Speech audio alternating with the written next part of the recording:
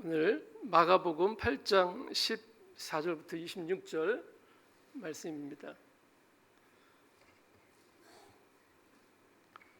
한 절씩 교독하시겠습니다. 제자들이 떡 가져오기를 잊었음에 배에 떡 한 개밖에 그들에게 없더라.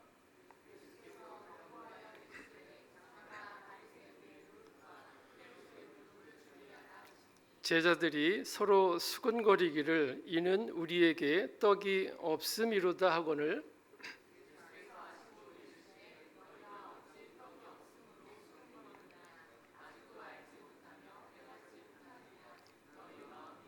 너희가 눈이 있어도 보지 못하며 귀가 있어도 듣지 못하느냐 또 기억하지 못하느냐 내가 떡 5개를 5,000명에게 떼어줄 때에 조각 몇 바구니를 거두었더냐 이르되 12이니 또 7개를 4,000명에게 떼어줄 때에 조각 몇 광주리를 거두었더냐 이르되 7이니이다.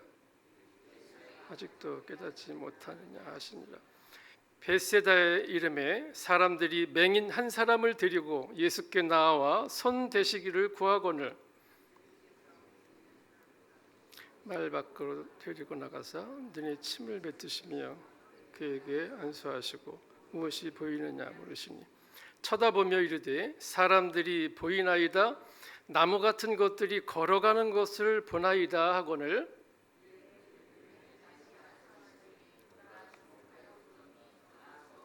것을 밝히 보는지라. 다 같이 예수께서 그 사람을 집으로 보내시며 이르되 마을에는 들어가지 말라 하시니라. 아멘. 예수님의 12 제자들은 비록 예수님을 따라 다니면서 생사고락을 같이 하고 있었지만 그들의 신앙 상태는 우리랑 별반 차이가 없는 평범한 상태였었던 것 같습니다. 아니 오히려 가끔 예수님께 책망을 듣는 그런 부족한 사람들이었습니다. 지난 수요일 큐티 말씀 마가복음 7장 18절에서도 예수님은 제자들을 꾸짖듯 말씀하셨습니다. 너희가 어찌하여 깨달음이 없느냐? 곧 제자들이 씻지 않은 손으로 먹는 것을 바리새인들이 보고 부정하다라고 지적하는 것에 대해서 예수께서 밖에서 안으로 들어가는 것이 사람을 더럽게 하는 것이 아니라 마음 안에서 나오는 것이 사람을 더럽게 하느니라 라고 말씀하셨는데 이것에 대해서 제자들이 그 비유가 무엇인지 궁금해할 때 예수님이 그렇게 꾸짖듯이 어찌하여 깨달음이 없느냐 이렇게 말씀하신 것입니다. 오늘 본문에는 더욱 중하게 제자들을 책망하시는 말씀이 나옵니다. 18절에 보니까 3가지로 책망을 하고 계십니다. 너희가 어찌 눈이 있어도 보지 못하느냐? 너희가 어찌 귀가 있어도 듣지 못하느냐? 또한 너희가 어찌 기억하지 못하느냐? 이 3가지는 현재 이 제자들의 영적 상태가 아주 꽝에 가깝다는 것에 대한 예수님의 안타까운 표현입니다. 예수님의 이러한 책망은 제자들이 시각장애인이 아님에도 보지를 못하고 청각장애인이 아님에도 듣지를 못하고 뇌기능 장애가 아님에도 불구하고 기억해내지 못하는 심각한 상태임을 지적하신 것입니다. 이런 상태의 제자들을 예수님께서 17절에 이렇게 표현합니다. 아직도 알지 못하며 깨닫지 못하느냐? 너희 마음이 왜 그리 둔하냐? 둔하냐? 이 둔하냐를 중국어 성경에 보니까 유완마 이런 말을 쓰던데 번역기에 돌려보니까 너 바보냐? 그렇게 나옵니다. 우리가 사자성어에서 우이독경이라는 말 아시죠? 쇠기의 경읽기. 즉 우둔한 사람이라 아무리 가르쳐 주어도 알아듣지 못함을 비유하여 이르는 말로 세상에서는 그런 사람을 돌머리라고 놀립니다. 따라서 예수님께서 지금 너희 마음이 둔하냐라는 이런 예수님의 표현도 좀 심각하게 해석하면 너희 머리가 돌이냐 랄 정도로 아주 중한 책망의 표현입니다. 자, 그렇다면 제자들이 이처럼 중한 책망을 들은 이유가 무엇일까요? 결론적으로 말씀을 드리면 예수님께서 제자들에게 누룩을 조심하라 라고 하셨을 때 제자들이 떡이 없습니다 이렇게 대답했기 때문입니다. 누룩은 빵을 만들 때 부풀게 하는 그런 발효제인데 예수님이 말씀하신 누룩은 걷잡을 수 없을 만큼 퍼져나가는 그 죄악, 악한 습관, 세속 풍조 이런 것 등의 심각성을 비유로 하신 말로서 특히 바리새인들의 누룩을 지적하신 것은 바리새인들은 하나님의 말씀의 진리를 벗어난 잘못된 전통이나 습관을 고집스럽게 고수하면서 그것을 세상에 퍼뜨리는 것을 사명으로 살고 있었기에 예수님은 그것을 누룩에 비유하여 조심하라고 경계하신 것입니다. 바리새인들이 이처럼 악함을 하시고 경고하듯이 제자들에게 저들의 누룩을 주의하라라고 하셨는데 제자들은 누룩을 주의하라시니 그게 뭔 말씀이신가라고 갑론을박의논하다가 그 정리된 응답이 고작 우리가 떡을 챙기지 못한 것을 아시고 그렇게 말씀하시는가라고 착각했던 것 같습니다. 이처럼 누룩을 주의하라라고 하는 경고의 말씀에 떡이 없는데요 라는 다소 봉창 두드리는 반응을 보인 이 제자들을 향하여 어찌하여 보지도 못하고 듣지도 못하고 기억하지도 못하는가 이 둔한 자들아 이렇게 예수님께서 중한 책망을 하고 계신 것입니다. 그럼 이 세 가지 책망이 어떤 의미가 있는지를 살펴보겠습니다. 첫째, 맹인도 시각장애인도 아닌데 정상적인 눈이 있음에도 불구하고 보지 못한다라는 이 책망의 말씀은 무엇을 가리키는 것일까요? 사실 예수님을 따라다니는 제자들은 예수님의 여러 가지 이적과 기사를 가까운 곳에서 정말 많이 눈으로 보았습니다. 하지만 귀신이 쫓겨나가고 병자들이 고침을 받고 죽은 자가 살아나고 가난한 자들에게 복음이 전파되는 이러한 장면을 직접 눈으로 목격하면서도 이미 너희 안에 하나님의 나라가 임하였느니라 라고 하시는 예수님의 말씀에 대하여 알아차리지 못하고 그 하나님 나라가 임하고 있음을 보지 못했던 것 같습니다. 더군다나 엊그제 칠병이어의 기적을 그 현장에서 직접 두 눈으로 똑똑히 보았음에도 지금 우리에겐 떡이 없습니다. 한 개밖에 챙기지 못했습니다. 이것으로서 어떻게 우리의 줄인 배를 해결할 수 있겠습니까? 이런 식의 걱정스러운 반응을 보이고 있으니 예수님은 얼마나 답답하셨겠습니까? 생명의 떡이신 예수께서 바로 곁에 계신데 그 안에 참된 양식이 풍족하게 있는데 없다고 하니 보기는 보아도 알아보지 못하는 둔한 자들이 분명합니다. 그래서 예수님께서 책망하신 것입니다. 제대로 좀 보라고, 그리고 좀 알아차려 보라고 이렇게 예수님께서 책망하고 계신 것입니다. 둘째, 예수님은 귀가 있어도 듣지 못한다고, 깨닫지 못한다고 책망하셨는데 그것은 무엇을 가리키는 것일까요? 예수님은 가는 곳곳마다 하나님의 나라의 복음을 선포하여 들려주셨습니다. 산상보훈을 아주 길게 들려주시기도 하셨고 새로운 시대의 도래를 선포하여 들려주셨습니다. 그런데 이상하게도 그 가까이에서 그 오묘하신 말씀을 제자들은 정상적인 귀로 듣고 있었음에도 불구하고 제자들은 잘 듣거나 그것을 정확히 듣거나 제대로 잘 이해하지는 못했던 것 같습니다.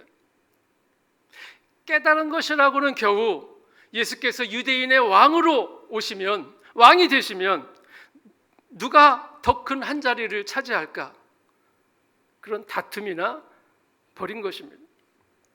보통 제대로 듣고 제대로 정확하게 알아차리지 못하면 딴소리를 하게 되어 있죠. 특히 이 칠병이어의 이적은 3일이나 예수님을 따라다니며 쫄쫄 굶은 무리들을 예수님께서 먹이신 것인데, 그때도 예수께서 이 3일 동안이나 선포하셨던 하나님 나라의 복음이 굉장했을 텐데도 그 말씀을 듣고 깨닫는 것보다 이 제자들은 이 수많은 무리들을 어떻게 먹일까? 이 수많은 무리들의 그 머릿수와 그 머릿수대로 나누어주는 떡 숫자에 더 관심이 있었던 모양입니다. 그러기에 예수께서 누룩을 주의하라 라고 하셨을 때, 누룩이 잘 발효된 맛있는 떡? 아마 이것이 연상되었기에 우리에게 그런 떡이 없는데요? 라고 반응한 것 아니겠습니까? 그래서 예수님이 책망하셨습니다. 너희는 들을 귀가 있음에도 듣지 못하고 깨달음도 없느냐? 셋째, 예수님이 무엇을 책망하셨습니까? 왜 기억하지 못하느냐? 이렇게 책망하셨습니다. 그러면 그것은 무엇을 가리키는 것일까요? 성경에는 기억하라라는 말씀이 굉장히 중요하게 많이 반복되어 나옵니다. 특별히 하나님의 말씀이 입에서 입으로 구전되는 이 구약 시대에는 기억하는 것이 더 중요했고, 그 기억을 잊지 않기 위해 여러 가지 상징물들을 둔 것을 우리는 성경에서 많이 찾아볼 수 있습니다. 이러한 상징물들이 시대를 이어가며 제도화된 것이 절기이고 기념일인데, 우리는 이러한 절기나 상징물들을 지키거나 보면서 무엇을 합니까? 그렇습니다. 기억하고 감사합니다. 하나님의 구원의 역사를 기억하면서 우리의 신앙을 바로 세우는 계기, 감사하는 계기로 삼는 것이 바로 이런 상징물이요, 이런 절기를 지키는 것입니다. 오늘 본문에서 우리에게 떡이 없습니다 라고 둔한 반응을 보인 이 제자들에게 예수님은 어떠한 기억을 지금 상기시키고 계십니까? 19절, 20절에 보니까 예수께서 제자들에게 질문을 하시면서 기억을 상기시켜 주고 계십니다. 내가 떡 5개로 떼어줄 때 몇 광주리가 남았느냐? 또 내가 7개의 떡으로 떼어 나누어 줄 때 몇 광주리가 남았느냐? 이때 제자들이 대답합니다. 12입니다. 7입니다. 그래서 예수님이 말씀하십니다. 그래, 그것을 누가 그리 했느냐? 누가 그렇게 했느냐? 19절에 내가 바로 그리하지 않았느냐? 나에게 그런 능력이 있고 그런 능력이 있는 나와 지금 너희가 함께하고 있는데 지금 떡이 없음을 걱정한다는 게 말이 되느냐?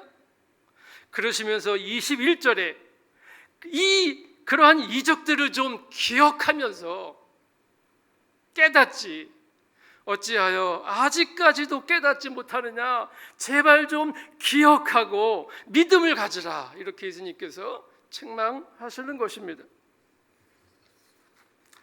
이렇게 세 가지를 책망하신 예수님이 결론적으로 말씀하십니다.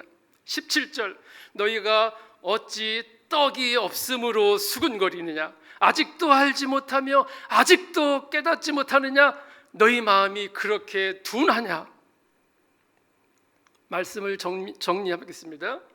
오늘 본문에서 예수님은 칠병이어 기적을 베푸시면서 7개의 잘 발효된 떡으로 잘 부풀어 맛있게 퍼진 그 누룩의 효과처럼 4,000명이나 먹이신 그 떡, 예수님이 베푸신 그 이적의 현장을 기억하기를 원하시면서 그 좋은 누룩의 효과에 반하여 잘못된 누룩과 같은 바리새인들의 악한 말과 습관들이 독버섯처럼 퍼질 것을 염려하시면서 저들의 누룩을 주의하라고 제자들에게 경고하셨습니다. 그리고 제발 보는 것에 대하여 제대로 보기를 원하셨고, 그리고 들은 것을 제대로 깨닫기를 원하셨고, 그리고 주님이 베푸신 하나님의 역사와 은혜의 시간들을 기억하면서 믿음으로 살아갈 것을 권면하셨습니다. 그런 주님께서 오늘 이 시대를 살아가는 저와 여러분들에게도 동일하게 말씀하시면서 경고하십니다. 누룩을 주의하라. 주님께서는 특별히 오늘날 이 시대의 악한 풍조와 타락한 문화, 그리고 거짓된 정보와 그리고 비성경적인 가르침, 나아가 사악하여 우리와 우리 자녀들의 신앙과 영혼을 파괴하는 현대판 누룩을 주의하라고, 그래서 그 주의하고 우리의 믿음을 지켜내라고 계속적으로 우리에게 경고하십니다. 이러한 경고의 말씀에 어리석고 둔한 자처럼 떡이 없습니다, 이렇게 반응하지 않기를 바랍니다. 그러므로 이 새벽에 우리가 기도할 때에 떡이 없어 걱정하면서 주님, 우리 집에 떡이 없습니다, 떡 하나 더 주시옵소서, 아니 큰 떡으로 주시옵소서, 이와 같은 육신의 떡을 구하기보다는 우리 교회와 우리 자녀들을 이 세속화되어가는 이 시대의 사악한 누룩으로부터 우리 자녀들을, 우리 교회를 보호하여 주시옵소서, 그런 지혜를 주시옵소서, 그렇게 기도하는 이 새벽이 되기를 바랍니다. 기도하겠습니다. 하나님, 우리의 눈을 열어서 주의 기이한 법을 보게 하시옵소서. 우리의 가려진 귀를 열어서 귀 있는 자를 들으라 하신 말씀을 듣게 하옵소서. 또한 하나님이 우리들의 삶 속에서 베풀어 주신 역사와 은혜를 날마다 기억하며 감사하게 하옵소서. 누룩을 주의하라신 주님의 경고가 나와 우리 자녀들에게 어떻게 적용되어야 할지 주여 이 새벽에 분별의 지혜를 주시옵소서, 깨달아 알게 하여 주시옵소서. 예수님의 이름으로 기도합니다.